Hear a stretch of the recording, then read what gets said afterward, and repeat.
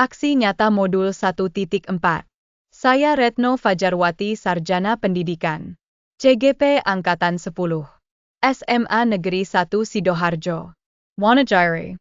Pada kesempatan kali ini, saya akan menampilkan tugas CGP berupa diseminasi budaya positif kepada rekan guru. Selanjutnya mari kita lihat kegiatan aksi nyata saya diseminasi budaya positif. Yang terhormat Kepala SMA Negeri 1 Sidoarjo, Bapak Marsiono SPD. Yang kami hormati PLT Kasubag Tata Usaha, Bapak Agus Sutanto SPD. Dan Bapak Ibu Guru SMA Negeri 1 Sidoarjo yang berbahagia.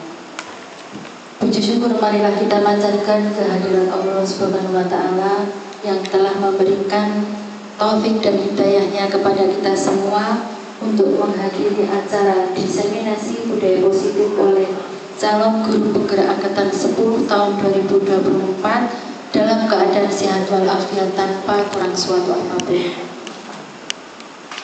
Sholawat serta salam semoga senantiasa tercurah kepada Nabi besar kita, Nabi Muhammad Sallallahu Alaihi Wasallam, utusan Allah yang membawa cahaya dan petunjuk kepada seluruh umat manusia. Sebelumnya akan saya bacakan dahulu susunan acara diseminasi budaya positif oleh guru penggerak angkatan 10 dalam rangka visi dan misi prakarsa perubahan sekolah.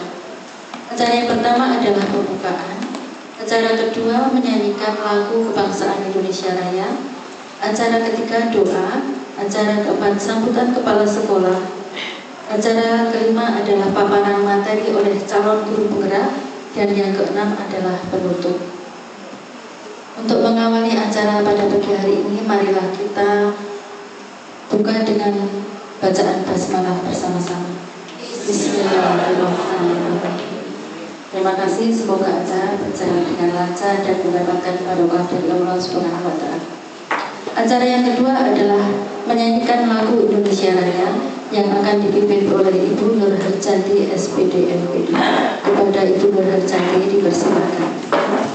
Bapak Ibu dimohon berdiri.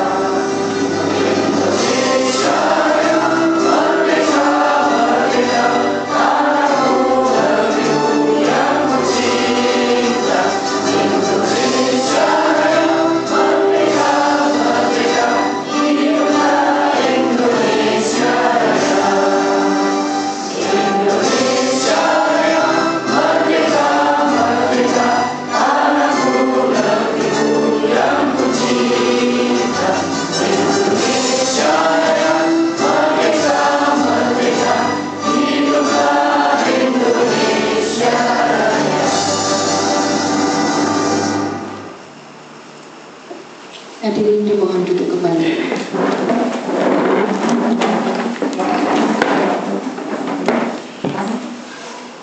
Acara yang ketiga adalah doa kepada Bapak Ayu Nur Aziz SPDI, dipersilakan.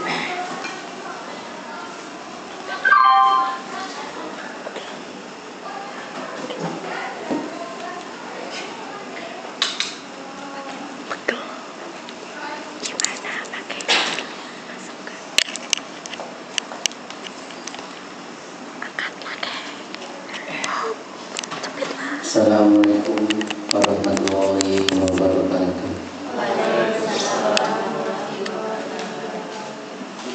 Marilah kita memanjatkan doa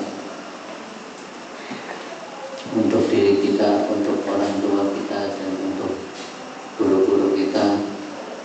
Bagi yang beragama Islam bisa mengikuti saya, bagi yang beragama lain bisa mengikuti keyakinan masing-masing.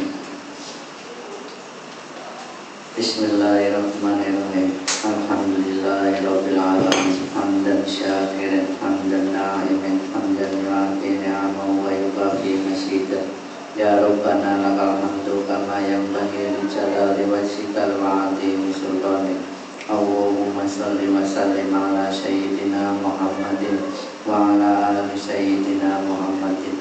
Allahumma alimna ma yanfa'una wa zidna ilman nafi'an wa amalan mutaqabbilan wa rizqan halalan thayyiban wa nas'aluka khairan kasiran wa nas'aluka tamamal afiyah wa ilal khairi qaribna wa anis syarri ba'idna. Allahumma bika asbahna wa bika amsayna wa bika ya wa bika namutu wa ilaikan nusur. Allahumma ja'al jama'ana hada jama'an marhuman. Rabbana atina fid dunya hasanah wa fil akhirati hasanah wa qina adzabannar. Walhamdulillahi rabbil alamin. Al-Fatihah.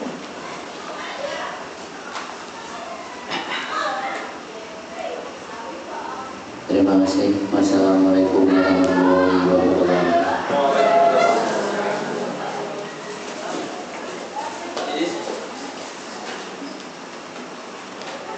Terima kasih kepada Bapak Ayub Urasis yang telah memimpin doa. Acara selanjutnya adalah sambutan kepala sekolah. Kepada Bapak Marsiono SPD dipersilakan. Bismillahirrahmanirrahim. Assalamualaikum warahmatullahi wabarakatuh. Alhamdulillahirabbil alamin. Bersyukur kepada Allah Subhanahu wa taala, Tuhan Yang Maha Esa.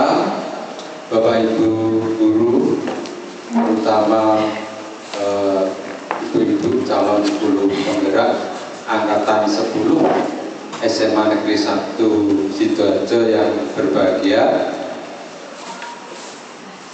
Pada pagi hari ini kita diberi kesempatan nanti untuk mendapatkan diseminasi aksi nyata dari para calon guru penggerak implementasi dari modul 1.4,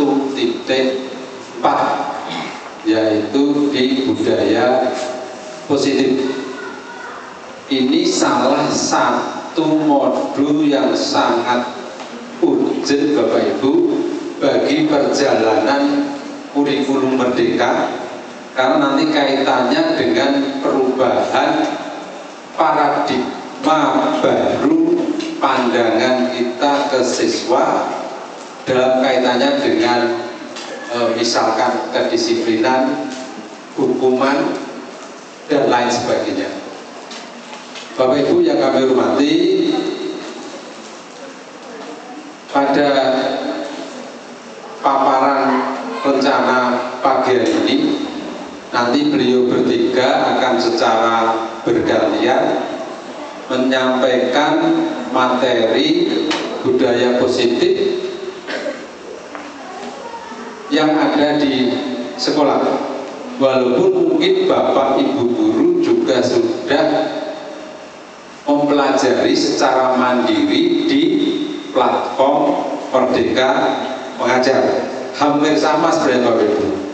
Nah, nanti ada beberapa tujuan yang memang kita adopsi dari kegiatan ini. Yang pertama, nanti kita bisa menganalisa secara reflektif dan kritis penerapan budaya positif di sekolah kita.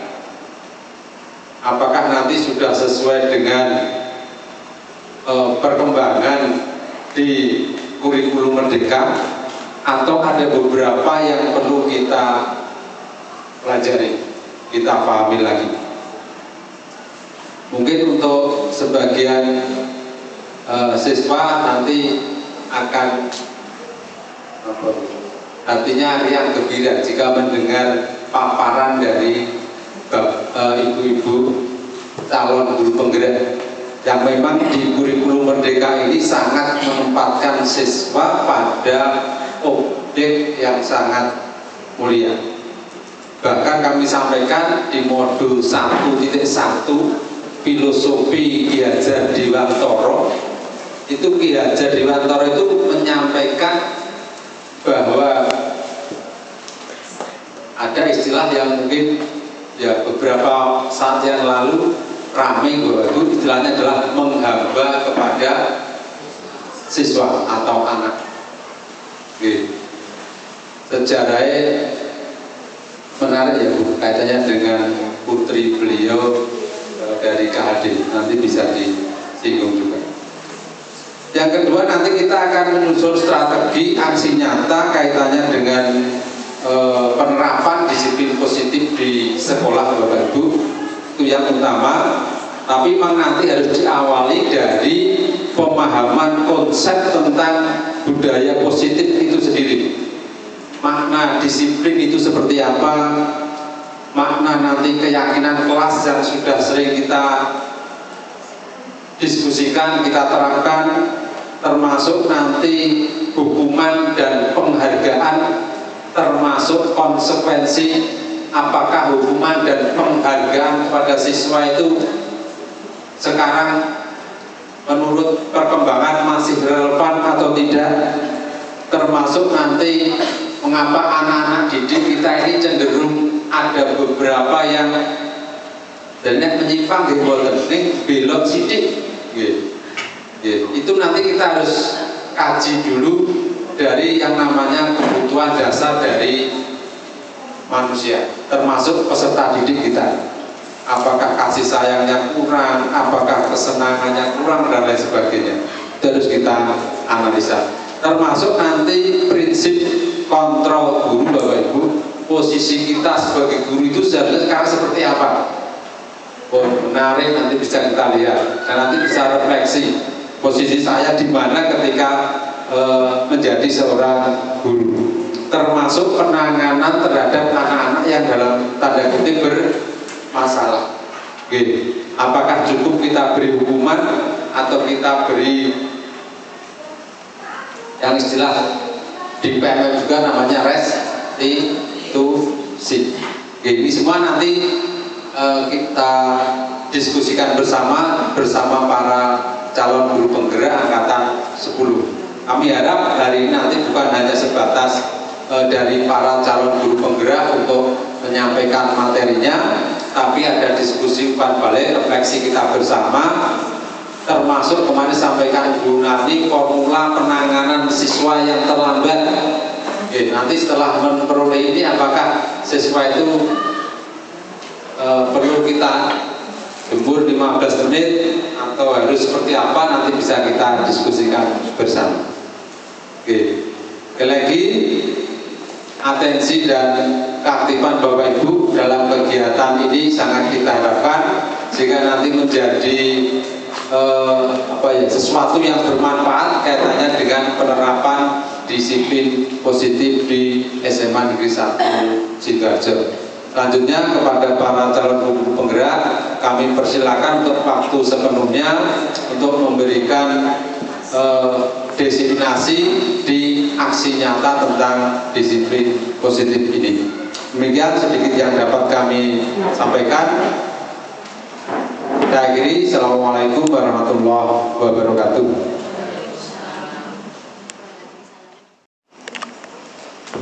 Ya, Assalamualaikum warahmatullahi wabarakatuh. Terima kasih untuk teman-teman semuanya bisa menghadiri di diseminasi aksi nyata budaya positif guru penggerak angkatan 10 untuk visi dan prakarsa perubahan sekolah di SMA Negeri 1 Sidoarjo. Sebelumnya saya ingin memberikan sebuah pantun dulu. Nanti bisa dijawab Pak Kamto, ini pakarnya bahasa Indonesia. Burung nuri hinggap di dahan, mencari makan di pagi hari. Bersama kita dalam kegiatan menuju perubahan, membangun semangat dalam berkolaborasi. Ya, itu sedikit pantun. Pak Kantor mau menjawab pantun saya? Gitu aja. Oke, terima kasih. Oke, di materi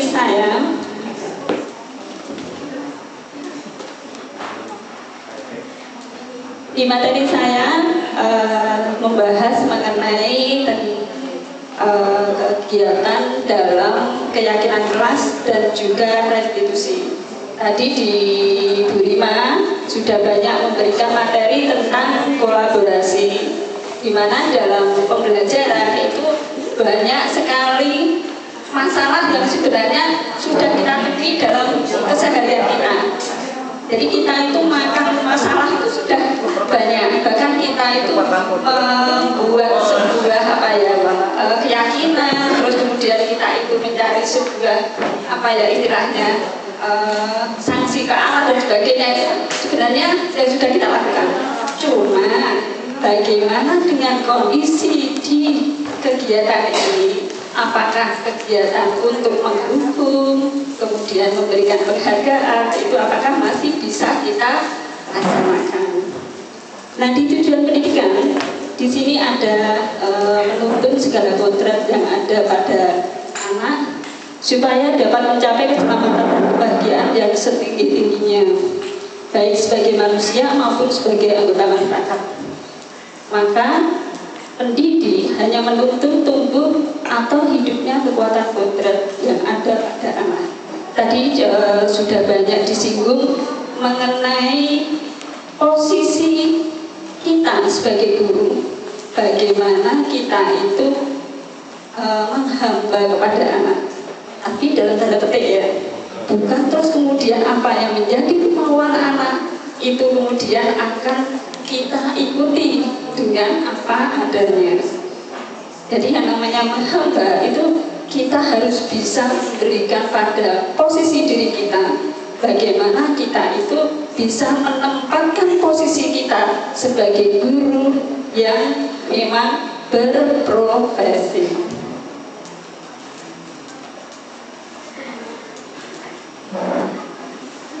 Lanjut ya.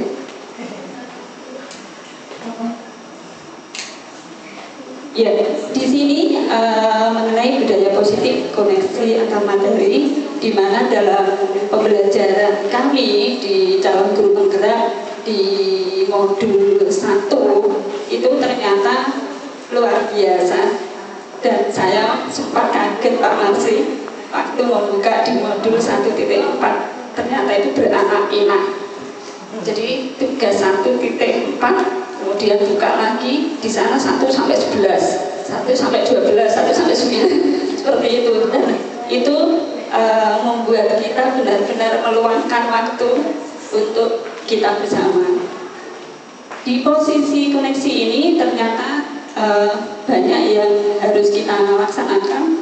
Ada refleksi pendidikan, menurut KHD, kemudian ada nilai dan peran guru penggerak, visi guru penggerak, dan budaya positif. Nah, latar belakang budaya positif tadi juga sudah banyak diberikan sama Rima, di mana budaya positif itu sebenarnya salah satu tujuan supaya pembelajaran yang kita lakukan itu menyenangkan. Bagaimana dalam pembelajaran yang kita laksanakan setiap hari, anak itu merasa nyaman, anak itu merasa bahagia, anak itu merasa dia bersemangat. Jadi walaupun kadang jam pelajarannya siang, itu bagaimana kita itu memberdayakan anak itu tidak tertekan dengan mata pelajaran yang kita ampu. Kalau anak di siang hari dikasih rumus dan sebagainya, ayo coba, misalkan rumus-rumus yang diberikan itu dengan lagu misalnya, nggak apa-apa. Kalau dulu pembelajaran untuk kita itu kalau kelas 11 rame, itu pasti guru yang di sebelah kelas kiki jadi kelas apa rame-rame. Tapi sekarang dengan adanya pembelajaran kurikulum merdeka, rame tidak apa-apa. Justru dengan pembelajaran yang ramai, dalam tanda petik pembelajaran yang menyenangkan. Salah satu cara untuk menerapkan disiplin positif yaitu kita memiliki alur berpikir dari keyakinan kelas dulu, terus kemudian ada penerapan segitiga restitusi, ada disiplin positif, dan yang terakhir adalah budaya positif. Nah, tujuan dari keyakinan kelas itu adalah bagaimana kita meningkatkan disiplin yang sering terjadi dan bisa kita lihat dalam keseharian. Itu benar-benar tantangan buat kita, yaitu bagaimana anak-anak itu menggunakan HP, gawai. Mereka di saat pembelajaran, bahkan mereka itu sempat mencuri perhatian bagaimana mereka itu mengambil HP, kemudian membalas chatting temannya, bestinya, dan sebagainya seperti itu. Tetapi pada saat kita pembelajaran, jika memang membuat sebuah kesepakatan kelas, di mana saat pembelajaran berlangsung tidak menggunakan HP atau mungkin diperbolehkan, tidak apa-apa. Saya tanda petik dalam pembelajaran membuat kesepakatan kelas tidak boleh menggunakan HP. Tetapi ada poin-poin tertentu di mana dalam proses pembelajaran itu saya membolehkan siswa untuk memegang HP-nya. Tapi yang namanya siswa, anak zaman sekarang, zamannya sudah zaman eranya bukan seperti kita. Jadi anak itu lebih suka dengan kegiatan untuk berpegang HP. HP itu seakan-akan adalah istrinya, adalah suaminya. Bahkan ada yang mengatakan seperti itu istri saya, Bu, ini itu suami saya. Iya, pokoknya orang kedua. Sama sebenarnya dengan kita. Kita kalau ketinggalan HP dengan ketinggalan dompet, pilih yang mana? Dompet ketinggalan nggak apa-apa, HP-nya bisa dijual gitu. Kalau HP-nya yang tertinggal, ada duitnya bisa beli HP tidak Pak Heri? Ya, itu menjadi sebuah tantangan bagaimana anak-anak itu. Bahkan ada yang pernah saya mengalami, anak itu izin pulang mengambil HP.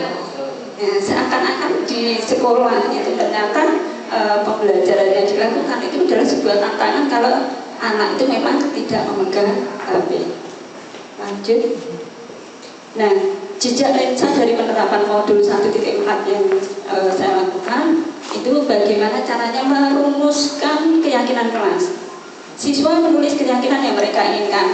Kita mengantar kepada anak-anak bagaimana siswa itu membuat sebuah kalimat atau sebuah keinginan terhadap proses pembelajaran yang diinginkan. Yang kedua, guru dan siswa mengulas keyakinan yang telah tertulis, karena pada prosesnya anak-anak itu membuat sebuah keyakinan dan nanti kita akan ulas secara bersama-sama. Dan yang ketiga, guru dan siswa memilah keyakinan kelas yang penting. Artinya mungkin saja pada saat proses pembelajaran ada kalimat atau mungkin ada poin tertentu yang memang sama dengan teman yang lain. Yang keempat, mengubah keyakinan kelas menjadi kalimat positif. Ini yang sering membuat kita salah persepsi. Keyakinan kelas tidak boleh makan di dalam kelas. Apakah itu sebuah keyakinan? Tidak boleh makan di kelas. Apakah itu bisa dikatakan sebagai sebuah keyakinan? Monggo, jika ada yang ingin memberikan pendapat. Saya Bu. Ya.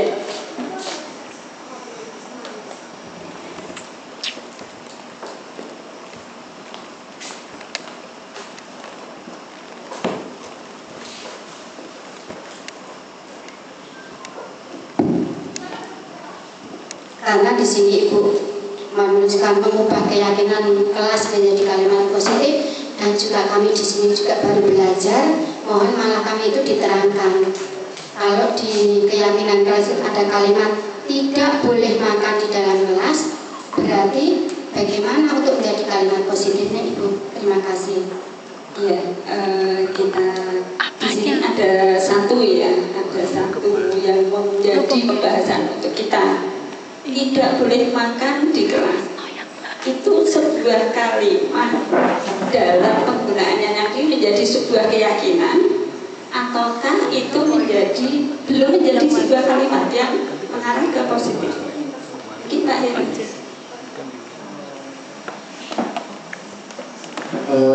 Beberapa ini persis ketika saya masuk di 11 F1,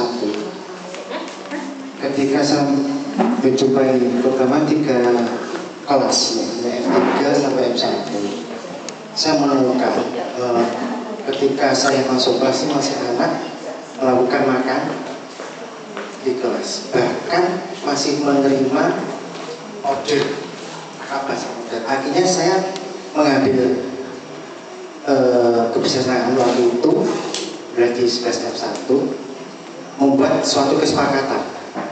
Ini, saya akan masuk kelas bla yang saya itu.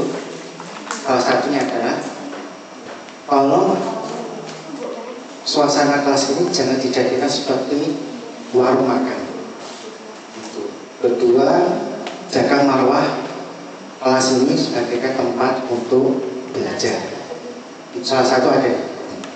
Kemudian saya keluarkan apakah ini yang saya sampaikan ada yang keberatan ini. Tidak jawabannya.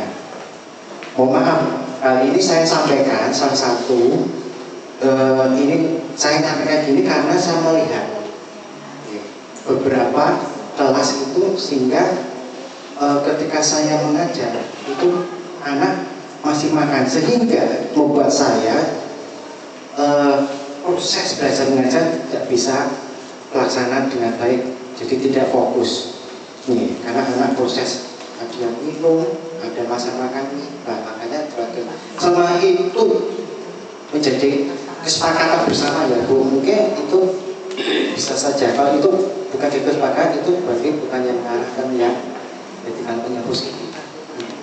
Jadi tapi ada kesepakatan. Itu sudah saya lakukan. Kebetulan pas kemarin saya di observasi Bunar itu salah satunya poinnya itu kesepakatan kelas saya. Terima kasih. Terima kasih Pak Eri. Jadi memang ya apa yang menjadi kebiasaan kita atau mungkin yang kita temui di dalam kelas itu ada beberapa anak, dan saya pun juga Pak Eri pernah sekarang boleh istirahat, belum selesai saya beranjak dari ruangan itu anak-anak sudah lari ke jendela pesan soto dan saya jadi inilah yang menjadi PR untuk kita, bagaimana kesepakatan yang kita buat tidak boleh makan dan minum, maka kalimat positif yang bisa kita terapkan anak adalah apa? Melarang boleh dengan kalimat melarang makan dan minum. Karena kata tidak itu untuk nanti dikoreksi ya Pak Kamen sama Bu Utami bahasa Indonesia. Jadi ada kalimat tidak boleh menjadi melarang siswa makan dan minum seperti itu. Terus kemudian yang kelima mengecek dan menyepakati keyakinan kelas. Atau mungkin dari ini dulu ada tanggapan? Untuk kalimat Kak Kanto, mungkin ada tanggapan?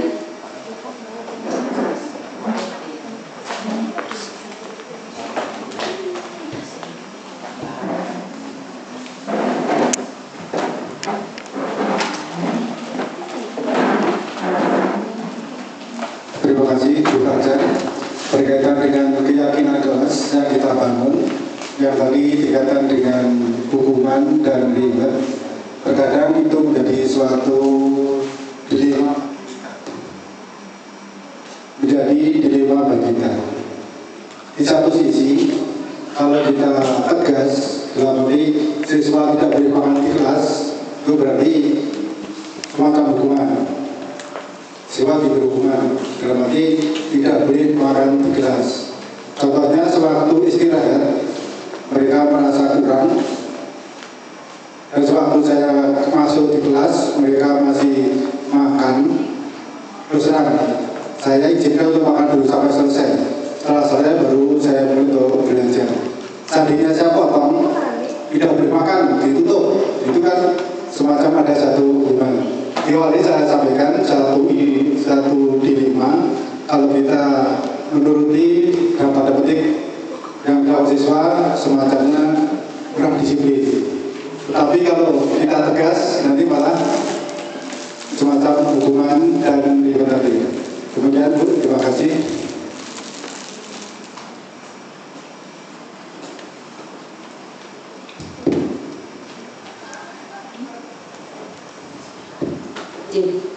Terima kasih Pak Kapten untuk menanggapi itu.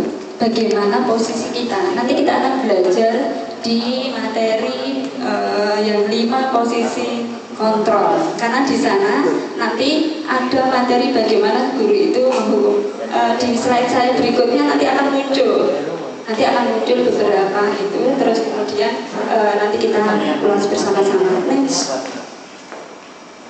Di sini saya praktekkan tentang pembuatan keyakinan kelas yang mungkin bisa dibersani saran-saran ke.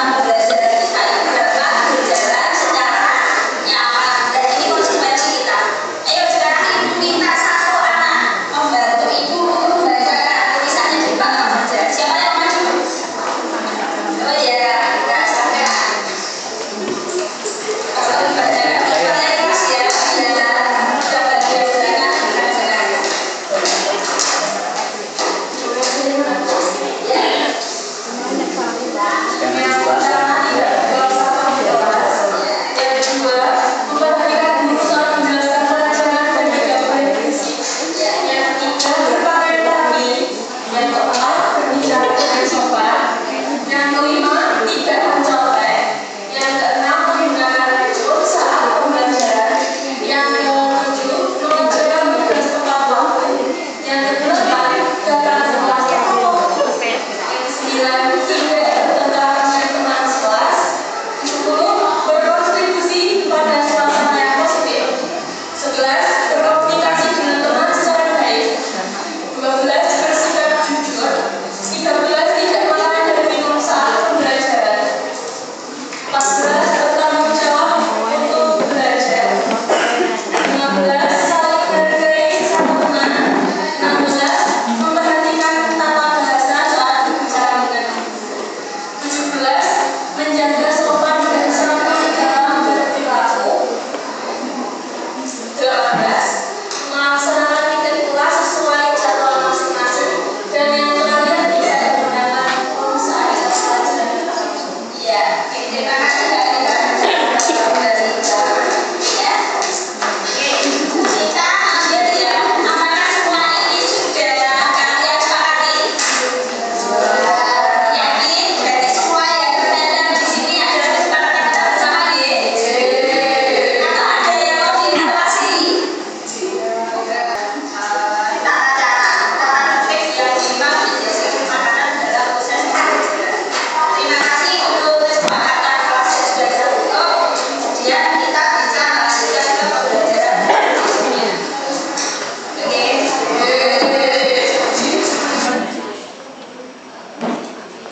Oke. Lanjut ya. Jadi untuk tolak ukur dari proses yang kita lalui dalam pembuatan keyakinan kelas di dalam proses pembelajaran kita mungkin bisa dilaksanakan di setiap awal tahun. Karena apa? Pada saat kita memulai pelajaran, memulai jam pembelajaran, itu alangkah lebih baiknya di awal kita meletakkan sebuah keyakinan.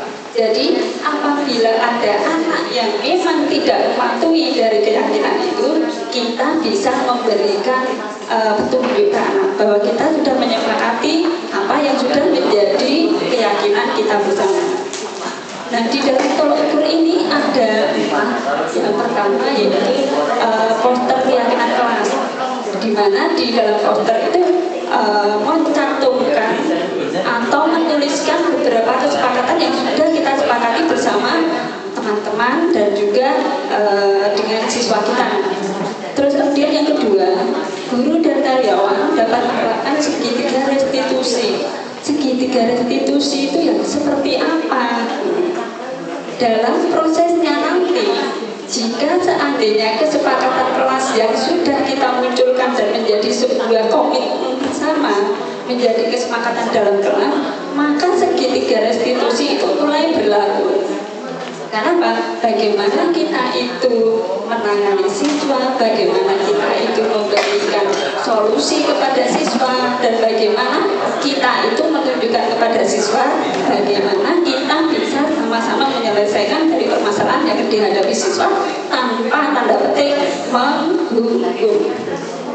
Kemudian yang ketiga, permasalahan dalam penyalahgunaan gawai atau HP itu bisa berkurang. Ini yang paling sering terjadi di kondisi sekolah kita. Yang keempat, tumbuhnya kebiasaan yang positif untuk menjadi bahan perkembangan yang lebih baik. Harapan guru itu inginnya siswa kita itu kan selalu baik. Teman-teman kita itu selalu inginnya ya terbaik. Karena apa? Dalam pelaksanaannya selalu kita akan menemui anak atau siswa kita itu yang bermasalah, entah itu masalah yang paling kecil sampai kemudian anak yang memiliki permasalahan yang kompleks. Artinya dalam proses pembelajaran bagaimana seorang guru itu dituntut untuk menyelesaikan dengan segitiga restitusi yang sudah menjadi kesepakatan kita. Nah, tindakan yang dilakukan yaitu dalam proses diseminasi ini itu yaitu membuat modul, kemudian membuat PowerPoint, menemui kepala sekolah untuk meminta izin untuk menyampaikan kita ya untuk mengatur jadwalnya, kemudian menemui wakil kepala sekolah kaitannya dengan pelaksanaan program, kemudian berlatih dan mencoba untuk menerapkan. Nah, dukungan yang dibutuhkan ini masuk di dalam tugas CGP, di mana ini termasuk dalam rancangan diseminasi yang memang harus kita lakukan.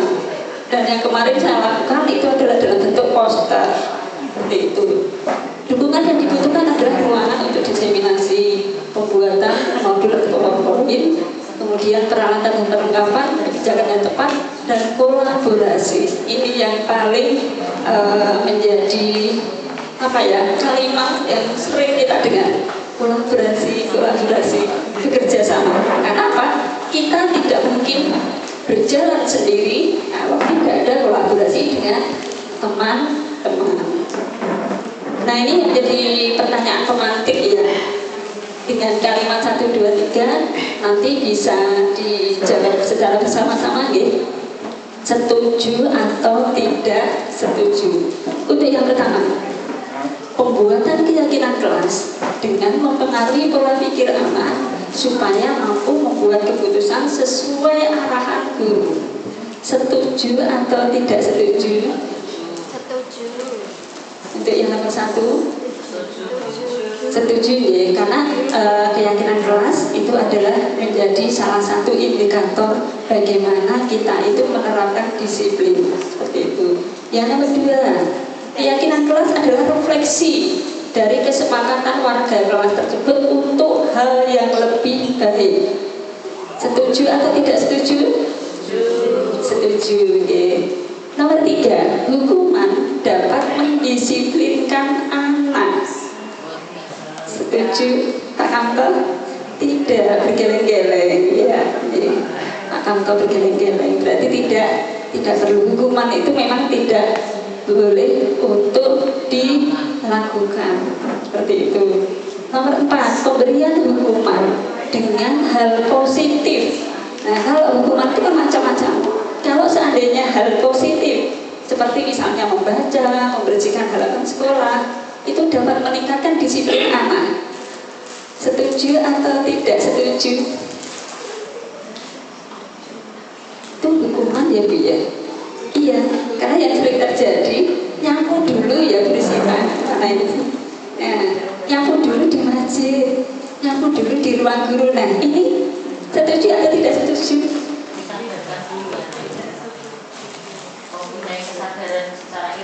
Bagaimana, ada tanggapan? Monggo Bu Utami. Oh iya, beda.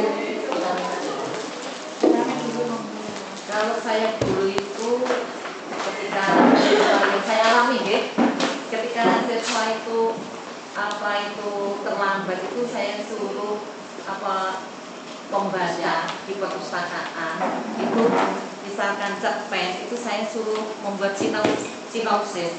Itu saja. Terima kasih. Ya, jadi termasuk setuju ya dengan membacanya. Ya. Bu Indah atau bilang dulu ya. Kalau pendapat saya pribadi seperti apa yang kita dapatkan ilmu dari Berlima, itu kita menumbuhkan kesadaran internal. Karena kalau anak-anak yang tidak tumbuh kesadaran, mereka istilahnya menyepelekan. Belah wong aku ketelan paling berkon nyapu, aku mau ketelan paling berkon buat sampah, aku mau ketelan paling berkon nulis cerpen.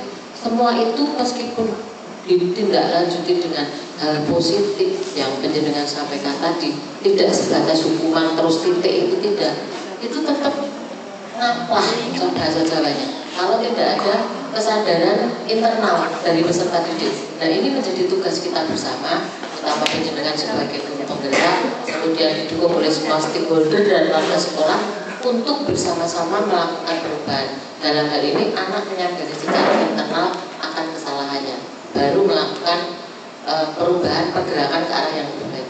Terima kasih.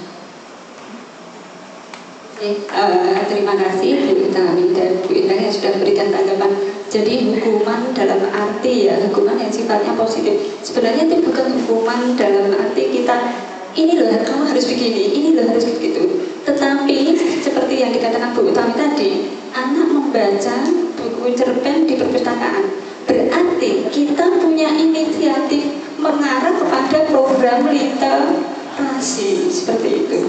Itu yang pertama.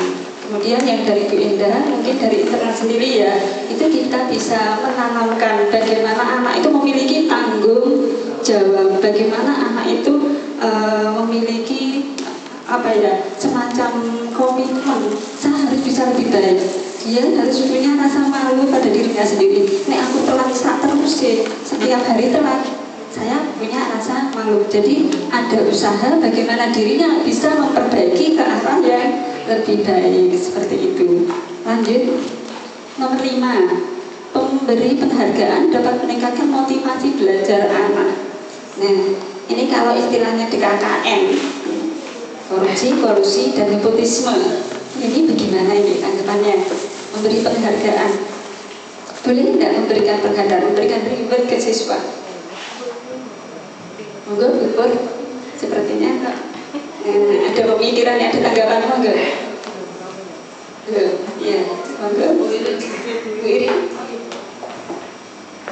Memberi penghargaan dan dapat meningkatkan motivasi belajar, ya ada.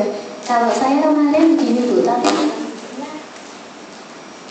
seperti kesepakatan karena dalam BK itu ada yang salah satu pendekatannya itu yang namanya kontrak perilaku.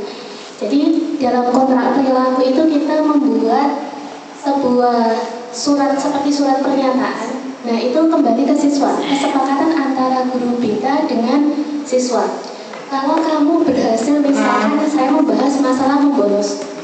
Nah, kita dalam jangka 1 bulan ini kita sepakat kamu tidak akan melakukan membolos ataupun alfa dalam 1 hari. Selama 1 bulan itu saya perhatikan dari rekapan absen ataupun dari jurnal kelas. Dari situ kita lihat jika kamu berhasil, apa yang akan saya berikan ke kamu. Tapi rewardnya itu bukan saya yang menentukan Bu. Saya akan memberikan pulpen, saya akan memberikan apa, tapi dari anak tersebut yang timbul. Jadi saya minta diberikan pulpen Bu. Kadang ada anak yang di luar nalar juga belikan rumah Bu. Kemarin ada yang seperti itu. Jangankan belikan rumah buat kamu, saya sendiri saja belum punya, gitu. Karena kan harus dinalarkan juga. Bolehlah reward. Oke, reward. Ya kalau misalkan reward itu yang masuk akal saja lah. Misalkan mau pulpen, buku, masih bisa saya berikan. Tapi ada juga anak tidak minta bentuk seperti itu. Bu, saya dikasih nilai baik saja. BK tidak memberikan nilai. Ada juga anak yang memberikan, saya tidak dikasih hukuman. Gitu, ada juga yang seperti itu. Tidak menuliskan harus berupa bentuk barang. Ada yang anak seperti itu. Kemudian untuk yang tadi yang namanya hukuman, itu juga di dalam BK tidak ada istilah hukuman ataupun sanksi. Yang ada adalah konsekuensi. Nah, ketika kamu tidak berhasil melakukan kesepakatan di antara kita, kontrak perilaku ini, apa yang akan kamu lakukan?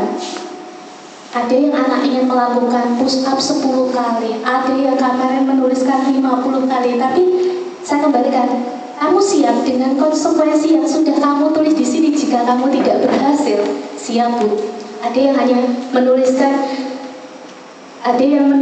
lari lapangan 1 kali saja Bu. Ya. Jadi konsekuensi tanggapan anak-anak itu berbeda-beda. Ya beragam. Nah, seperti itu ketika rewardnya saya seperti itu, apakah itu juga sebuah kesalahan seperti itu? Terima kasih. Jadi kita di sini bukan saya yang terlihat. Jadi kita duduk bersama, sama-sama belajar dari apa yang menjadi PR kita. Dari siswa sendiri. Dan memang kita sebagai guru itu harus menggali apa yang dia alami, apa yang menjadi permasalahan dia. Terus kemudian anak itu akan memberikan atau menjabarkan semua permasalahannya. Kemudian kita memancing dengan permasalahan seperti ini. Solusi apa yang bisa kamu lakukan? Bukan terus kemudian kita itu begini seperti itu. Jadi kita memang menggali siswa untuk melakukan itu. Kalau toh nantinya anak itu tanda petik dia harus minta rewardnya sekali boleh, tapi jangan kenyamanan dalam pembelajaran. Tujuh ya. Saling memberi teladan yang baik akan berdampak pada budaya percintaan. Tapi kalau kita lihat ya, ada anak-anak yang memang itu dia melakukan sesuatu itu karena memang dia ingin dikatakan seperti ini. Bahkan kemarin ada curhat-curhat juga dari anak-anak OSIS yang sempat saya mencoba untuk mendekati, dan itu menjadi PR saya untuk kedepannya, di mana anak-anak ini ternyata dalam perilaku keseharian yang dia lakukan dalam satu kelas itu memang banyak warna. Kompleks sekali permasalahan yang mereka hadapi. Si A, si B semuanya pasti memiliki masalah. Di posisi ini kita sebagai guru, kita sebagai wali kelas, bagaimana kita itu mencoba untuk pendekatan ke siswa. Kita harus bisa menyelami hati anak. Kenapa? Anak-anak zaman sekarang itu kalau kita tidak dekati, kita tidak mencoba untuk memberikan pelajaran yang baik, anak pasti akan berontak. Lanjut. Nah, paradigma saya atau ku ya yang kurang pas tentang siswa, guru, belajar dan pernak-perniknya yang kita lihat, siswa itu ibarat kertas putih yang kosong. Bagaimana di kertas putih yang kosong itu kita mencoba untuk menulis, bagaimana kita mencoba untuk membuat sebuah gambaran yang nantinya akan berwujud sebuah imajinasi yang ada di dalam mindset kita. Kemudian guru mempunyai keinginan untuk siswa sesuai dengan apa yang diinginkan, sehingga muncul sikap dan perilaku untuk menuntut anak supaya melakukan apa yang guru inginkan. Nah, ini biasanya dan kadang-kadang mungkin bisa kita lihat dalam keseharian ya, kita mengatakan bahwa yang paling anak itu kadang-kadang juga tidak memiliki mental yang mungkin tidak bisa diuraikan dalam sebuah kalimat atau uraian. Guru menginginkan siswa menjadi siswa yang baik dalam sisi akademik, sehingga dengan motivasi yang lebih itu kadang-kadang kita bisa melihat reward yang bisa kita lakukan tadi. Walaupun sebenarnya reward itu memang harus kita laksanakan dengan keinginan dari siswa sendiri. Kemudian guru membentuk karakter siswa yang baik dan benar dengan cara mendisiplinkan siswa. Nah, biasanya dengan mungkin yang kita lakukan nih, tapi kita tidak pernah ya di sekolah kita ini ada kalimat mengepel kamar mandi, belum pernah. Nah, jalan jongkok pun juga belum pernah, lari pun juga belum pernah. Terus kemudian untuk kekerasan fisik kita juga belum pernah, menghindari. Selalu kita berusaha menghindari hal-hal yang sifatnya ke fisik, apapun itu bentuknya. Bahkan yang kita dengar ya, antara organisasi semua sama di organisasi kesiswaan, entah itu di pramuka, entah itu di DMR, entah itu di OSIS, pasti kita sering mendengar yang namanya senioritas dengan junior. Sering sekali kita melihat seniornya merasa yang juniornya merasa aku kok segala sesuatunya diatur dan sebagainya. Bagaimana seorang guru itu bisa memberikan solusi yang terbaik dengan mengakomodir suara-suara yang bisa dihadirkan pada anak-anak yang bermasalah. Karena apa? Biasanya yang terjadi kalau dulu sekali ya, yang namanya senior dengan junior, saya sendiri mengikuti beberapa organisasi, itu biasanya kalau di diklat itu pasti yang senior gawe aturan, gawe sebuah kebijakan yang artinya sebagai balas dendam. Nah, itu yang nggak boleh. Dengan adanya kurikulum merdeka, dengan adanya pembelajaran kita, diharapkan kita tidak boleh melakukan hal-hal yang sifatnya ke arah positif yang nantinya mengarah pada fisik seseorang, seperti itu. Lanjut. Nah, di sini ada pembelajaran. Aku menjadi baik atau aku menjadi buruk. Di mana dalam ini ya, ini sebuah anatomi yang mungkin dari aliran budi pekerti ini sebenarnya mengarah bagaimana pembelajaran yang dilakukan itu menuju ke arah profil pelajar Pancasila. Saya sendiri sebagai guru PKN pun menjadi sebuah dilema. Dilema artinya antara karakter bagaimana dengan pendidikan untuk menerapkan profil pelajar Pancasila itu memang harus menjadi tantangan yang bisa kita hadapi. Nah, di sini ada salah satu slogan dari Ki Hajar Dewantara, anak-anak hidup dan tumbuh sesuai kodratnya sendiri. Pendidik hanya dapat merawat dan menuntun tumbuhnya kodrat itu. Ibaratkan sebuah tumbuhan yang ada di sebuah ladang, di mana tumbuhan itu jika tidak ada yang merawat tumbuhan itu, jika tidak ada yang membuat dia menjadi sehat, airnya mungkin kurang, jarang disirami atau apa, maka tumbuhan itu akan menjadi layu. Tetapi jika seandainya tumbuhan yang ada di ladang itu kita tumbuhkan dengan kepercayaan diri kita, bagaimana tumbuhan itu kita wujudkan dalam bentuk hal-hal yang sifatnya positif, mengarah kepada pembentukan karakter, maka tumbuhan itu akan menjadi berkembang dan menjadi subur. Seperti itulah harapan dari Ki Hajar Dewantara. Sebagai guru, menuntun bukan menuntut. Karena apa? Di dalam pembelajaran ini kita sebagai manusia pasti selalu memiliki hal yang mungkin kita salah. Dan hal yang salah ini nanti bisa menjadi sebuah review bagi kita sendiri, bagaimana kita itu mencoba untuk merefleksikan dari hal yang pernah kita lakukan, di mana dalam prosesnya nanti itu akan merubah diri kita menjadi lebih baik. Kalau kita lihat dalam proses pembelajaran yang ada, bagaimana kita menangani siswa, bagaimana kita itu memberikan pembelajaran sesuai dengan hak mereka, bagaimana kita itu memberikan pelayanan apa yang dimaui anak, dalam tanda petik kita tidak selalu menghambat. Kita menghambat siswa, tetapi tidak semuanya apa yang dimaui siswa kita. Jadi ada step tertentu yang memang bisa kita lakukan dan kita hindari.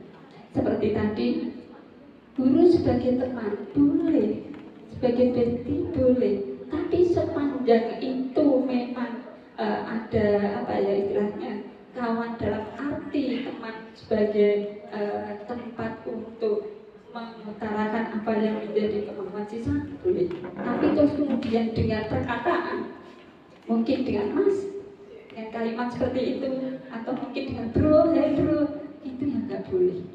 Dan itu akan memberikan efek kepada kita, anak tidak akan pernah menghargai guru. Seperti itu. Jadi ada step tertentu, kita harus memposisikan diri kita, harus bisa di tahap kita sebagai teacher. Seperti itu. Lanjut. Nah, di pendidikan dan tuntutan, di sini ada beberapa. Pendidikan sebagai tuntunan dalam hidup tumbuhnya anak-anak. Artinya menuntun segala kodrat pada anak supaya mereka dapat mencapai keselamatan dan kebahagiaan setinggi-tingginya, baik sebagai manusia maupun sebagai anggota masyarakat. Apa yang dimiliki siswa, apa yang dimiliki anak, kalau kita mencoba untuk memberikan hargaan yang baik, memberikan support kepada anak, anak akan mencoba menjadi pribadi yang nantinya anak itu akan bisa merubah apa yang menjadi kekurangan pada dirinya. Hal-hal yang pernah dia lakukan dalam kesalahan tertentu, kemungkinan anak juga bisa merubah dirinya untuk bisa menjadi lebih berkarakter. Artinya apa? Hidup tumbuhnya anak itu terletak di luar kecakapan atau kehendak kita dari pendidik. Anak sebagai manusia ada benda hidup, sehingga mereka hidup dan tumbuh menurut kodratnya sendiri. Kenapa? kita mencoba bagaimana seorang anak itu bisa sebagai dirinya yang memunculkan, dan kita tidak lepas dari apa yang namanya dua komunikatif yang mungkin yang bisa memunculkan kepada kita adanya kodrat alam dan kodrat zaman. Kodrat alam, bagaimana kita itu menghandle anak, bagaimana kita itu membimbing anak, bagaimana kita itu mengarahkan anak kepada kondisi alam yang memang ada di lingkungan kita. Kodrat zaman yang diberlakukan apa? Anak-anak sekarang sudah selalu memegang HP, memegang gawe. Sebenarnya kalau kita mau ya dengan pendidikan karakter untuk anak-anak yang menggunakan HP gawe setiap hari, itu sebenarnya bisa kita lakukan jika seandainya anak itu memberikan hal positif terhadap HP yang dia miliki. Caranya bagaimana, Bu? Mencoba saja. Saya mendampingi satu anak menggunakan HP itu tidak dengan cara anak hanya chattingan saja, tidak hanya dengan TikTokan saja, tidak hanya dengan selfie saja, tetapi bagaimana menggunakan gawai itu untuk menjadi sebuah pembelajaran, yaitu dengan cara membuat teks di dalam HP. Dan itu anak-anak ada 5 anak yang sudah saya komunikasikan dalam sebuah pembelajaran, dan itu anak memang sangat menyenangi sekali. Ternyata enak ya Bu, yang punya HP itu tidak hanya untuk selfie, tidak hanya untuk apa. Iya, kenapa? Setiap kali anak membawa HP di luar sana, kemudian dia klik di dalam sebuah aplikasi yang ada, mereka bercerita dalam HP itu, dan dia sudah muncul dalam berbagai tulisan, dan itu ternyata anak memang menyenangi seperti itu. Lanjut, nih yang tadi sudah saya jelaskan adanya kodrat zaman dan kodrat alam. Kodrat zaman guru membimbing anak memasuki abad 21. Kemudian yang kodrat alam kita lihat dari potensi bakat kemampuan dari mereka. Anak antara satu dengan yang lain itu memiliki perbedaan yang spesifik ya. Walaupun kadang dalam pembelajaran di kelas kita itu menyamakan mereka, tetapi sebenarnya anak itu masing-masing memiliki kelebihan dan kekurangan yang mereka miliki. Mereka memiliki potensi sendiri. Dulu saya itu nggak bisa kalau bikin poster itu saya biasanya cuma pakai tangan. Saya cuma bisanya pakai krayon, pakai pastel, atau mungkin pakai spidol. Tapi kalau saya disuruh membuat poster lewat digital, lewat HP, saya nggak bisa. Apakah Daya positif ya. Semoga pemaparan ini tadi bisa menjadi tambahan wawasan, pencerahan, motivasi kepada kita semua untuk melayani kebutuhan peserta didik sesuai dengan kodratnya, dengan berbagai permasalahannya, sehingga peserta didik bisa berkembang dengan baik dan maksimal sesuai dengan kodrat zamannya. Demikian tadi Bapak Ibu acara